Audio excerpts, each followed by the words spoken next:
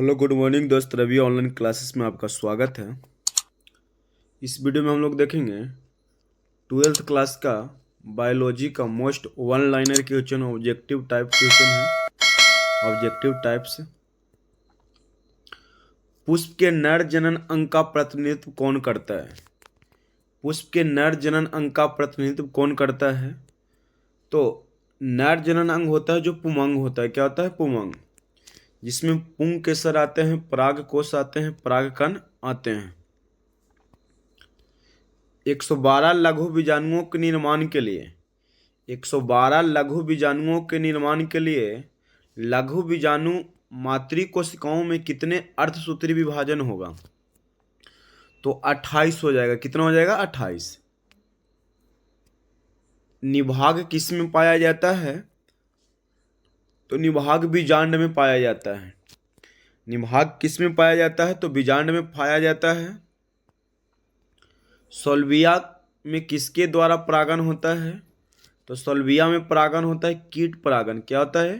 कीट परागन। याद रखिएगा, सोल्विया में किसके द्वारा परागन होता है? तो कीट द्वारा। किस पौधे में जल द्वारा परागन होता है? तो हाइड्रिला में, बिलेसनेरिया में जल द्वारा परागन होता है। जल परागन किस में होता है? हाइड्रिला में, बिलेसनेरिया में। ये नहीं तो आपको कमल के फूल में मार देना है। कमल के फूल में जल परागन नहीं होता है। किन पादपों में दोहरा निषेचन होता है? किन पादपों में दोहरा निषेचन होता है? तो आवृतबीजी पौधे जो होते हैं, आवृतबीजी पौधों में दोहरा निषेचन होता है।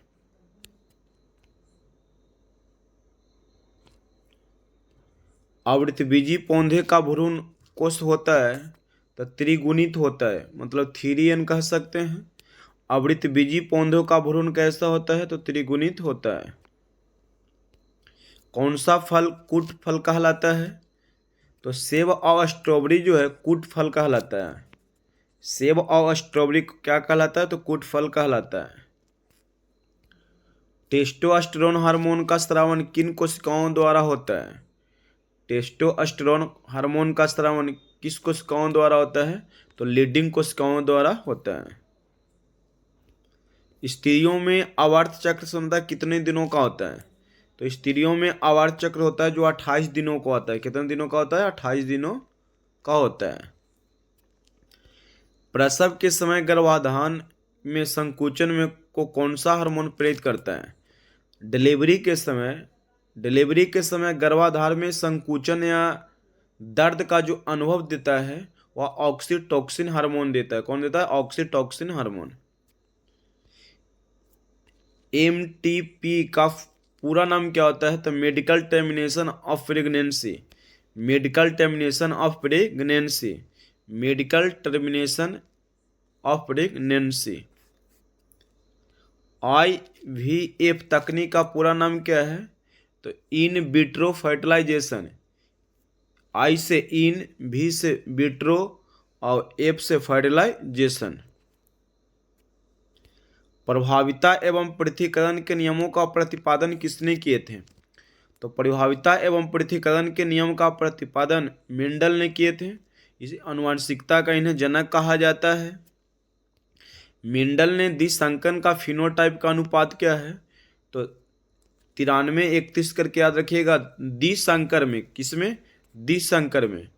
और एक संकर पूछेगा, एक संकरण में 3:1 हो जाएगा। और जीनोटाइप का, एक संकरण में जीनोटाइप का अनुपात क्या होगा? एक संकरण में जीनोटाइप का होता है अनुपात 1:2:1 होता है जीनोटाइप का अनुपात। मनुष्य में संतान के लिंग का निर्धारण किसके लिंग गुणसूत्र से होता है? मनुष्य में संतान के लिंग का निर्धारण किसके गुणसूत्र से होता है? तो पिता के गुणसूत्र के, क्योंकि पिता के पास X और Y क्रोमोसोम होते हैं। पिता के पास क्या होता है? X और Y, और माता के पास क्या होता है? XX। इसलिए पिता के पास होता है XY, तो लिंग गुणसूत्र का निर्धारण होता है जो पिता के गुणसूत्र से होता है। टर्नर सिंड्रोम किस प्रकार का उदाहरण है? तो गुणसूत्रीय विकार का। किसका? गुणसूत्रीय विकार का। किसने पुष्टि क्रिया की DNA का आनुवांशिक पदार्थ है? किसने पुष्टि किया कि डीएनए आनुवंशिक पदार्थ है? तो हर्षे और चेस ने। डीएनए फिंगरप्रिंटिंग तकनीक की खोज सर्वप्रथम किसने किए थे? डीएनए फिंगरप्रिंटिंग तकनीक की खोज सर्वप्रथम किसने किए थे? तो अलेक जेफ्रे या फिर एलेक जेफ्रे मिलेगा आपको। आरएनए अणु में थायमिन का विस्थापन किसके द्वारा होता है? तो आरएनए अणु राइबोन्यूक्लिक एसिड में थायमिन का विस्थापन जो होता है यूरेसिल में होता है। किसके द्वारा? मतलब यूरेसिल जो है डीएनए में होता है। मिलर के प्रयोग में हाइड्रोजन, अमोनिया और मीथेन का अनुपात क्या था? तो मिलर के प्रयोग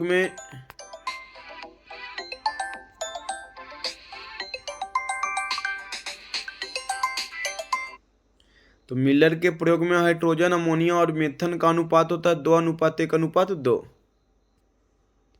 मछलियों के पंख एवं भेल के चप्पू क्या दर्शाते हैं? तो समरूपता।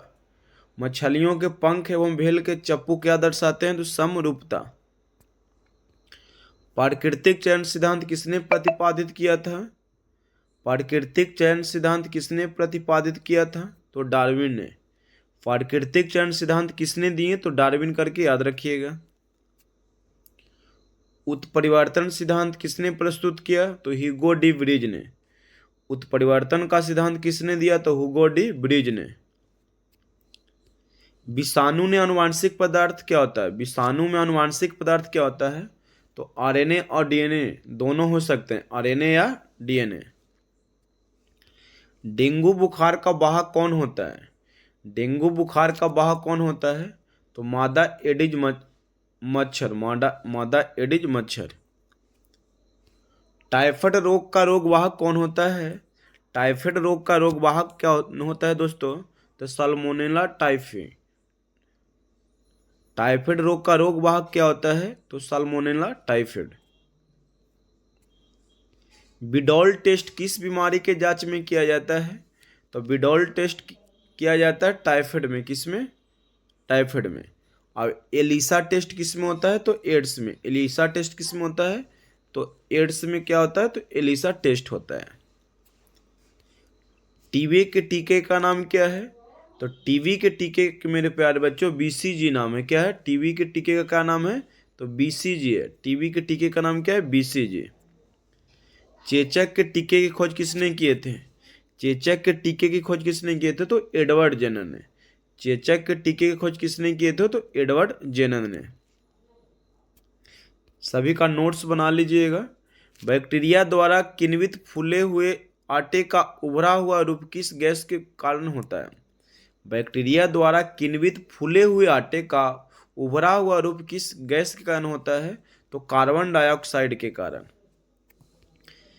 एलिसा परीक्षण बीमारी की जांच में उपयोग किया जाता है।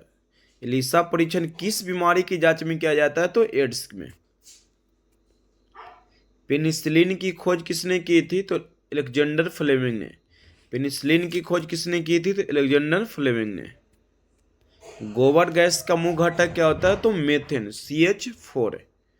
गोबर गैस का मुख्य घटक क्या होता है? तो मेथेन। नाइट्रोजन का स्थिरीकरण करने वाले जीवाणु का नाम क्या है? नाइट्रोजन का जो स्थिरीकरण करता है उसके जीवाणु का क्या होता है? तो राइबोजियम है, जो दलहन पौधों में पाया जाता है, एनावीना है और या माइक्रोराजा, तीनों होता है। नाइट्रोजन का स्थिरीकरण में कौन कौन होता है? राइजोबिनियम, एनावीना और माइक्रोराजा। बीटी जीव विष किस जीवाणु द्वारा उत्पादित होता है? बीटी जीव विष किस जीवाणु द्वारा उत्पादित होता है? तो बैसिलस यूरिनिजियस द्वारा। कौन सा एंजाइम डीएनए को विशेष स्थान पे काटता है? तो प्रतिबंधन एंडोन्यूक्लियस, याद रखिएगा। कौन सा एंजाइम डीएनए को विशेष स्थान पे काटता है? तो प्रतिबंधन एंडोन्यूक्लियस। कौन सा एंजाइम डीएनए खंड को जोड़ता है? तो लाइगेज। कौन सा एंजाइम डीएनए खंड को जोड़ता है? तो लाइगेज, याद रखिएगा। आणविक कैंची किसे कहते हैं? तो प्रतिबंधन एंडोन्यूक्लियस को आणविक कैंची कहा जाता है। बीटी कपास किस प्रकार का पादप है? तो परजीवी। बीटी कपास किस प्रकार का पादप है? तो परजीवी। बीटी कपास में कीटनाशक रूप में क्या प्रयोग किया जाता है? तो प्रोटीन। बीटी कपास में कीटनाशक रूप में क्या प्रयोग किया जाता है? तो प्रोटीन। गोल्डन चावल, गोल्डन चावल जो है क्वेश्चन नंबर 42, गोल्डन चावल की क्या विशेषता है? तो इसमें बी कैरोटीन पाया जाता है, विटामिन ए होता है और बासमती। भारत में किसे पारिस्थितिकी के जनक रूप में जाना जाता है? तो रामदेव मिश्रा को। भारत में किसे पारिस्थितिकी के जनक रूप में माना जाता है? तो रामदेव मिश्रा को। खाद्य श्रृंखला के आधारभूत इकाई कौन होते हैं? तो उत्पादक पेड़ पौधे। खाद्य श्रृंखला के आधारभूत इकाई कौन होते हैं? तो उत्पादक होते हैं। खाद्य श्रृंखला का आधारभूत इकाई किसे माना जाता है? उत्पादक का। उत्पादक मतलब पेड़ पौधे का आधारभूत इकाई माना जाता है। पारिस्थितिकी तंत्र में ऊर्जा का प्रवाह कैसा होता है? तो एक दिशिक होता है। पारिस्थितिकी तंत्र में ऊर्जा का प्रवाह कैसा होता है? तो एक दिशिक होता है। सुंदरबन राष्ट्रीय उद्यान कहाँ स्थित है? तो पश्चिम बंगाल में। सुंदरबन राष्ट्रीय उद्यान कहाँ स्थित है? तो पश्चिम बंगाल में। दुधवा राष्ट्रीय उद्यान कहाँ है? तो उत्तर प्रदेश में। तो मिलते हैं नेक्स्ट पार्ट में।